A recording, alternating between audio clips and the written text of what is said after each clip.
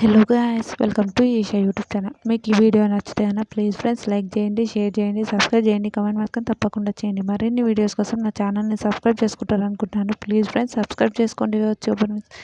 నాకు సబ్స్క్రైబ్ చేసుకుంటే ఇంకా మంచి హోప్స్ వస్తుందని అనుకుంటున్నాను.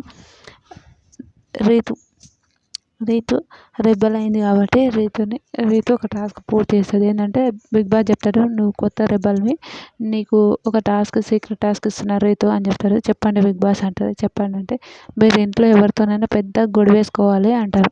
అప్పుడు ఇంట్లో ఎవరితోనైనా గొడవ వేసుకోవాలంటే రీతు ఫస్ట్ నిఖిల్తో గొడవ వేసుకుంటుంది. నిఖిల్తో గొడవ వేసుకున్నాక నిఖిల్తో వర్కౌట్ కాదు. ఎందుకంటే వర్కౌట్ కాదంటే నిఖిల్ అంతా గొడవ పడడానికి అట్లా ఏం ఉండడు. అంటే ఓకే, క్యాజువల్గా తీసేసుకుంటాడు నిఖిల్. అయినా అరే ఈడ వర్కౌట్ అవుతలేదు అనుకుంటుంది.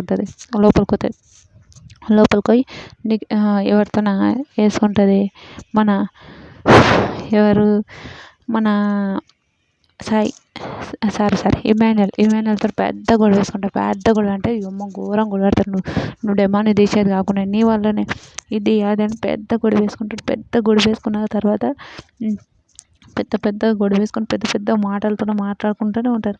ఎందుకంటే డెమాన్ గురించి తీసి ఆల్రెడీ డెమాన్ గురించి తీయడం వల్ల వాళ్ళకి గొడవ అయింది కాబట్టి డెమాన్ గురించి తీస్తే గొడవ అవుతుంది. అయితే తనుజకు రామ్కి తనుజ కూడా అయితే తనుజకు రీతు కూడా గొడవ అవుతుంటుంది. గొడవ అయిన తర్వాత వీళ్ళందరూ గొడవ అయిన తర్వాత ఓకే, టాస్క్ అయినాక నువ్వు టాస్క్ ఎవరిని చంపాలనుకుంటున్నావు వాళ్ళని చెప్పు అని అంటే రీతు ఫస్ట్ గౌరవ్ అంటుంది. తర్వాత లేదు ఒక 2 minutes ఆలోచిస్తా అని చెప్పి ఎవరిని సాయిని చంపేస్తుంది.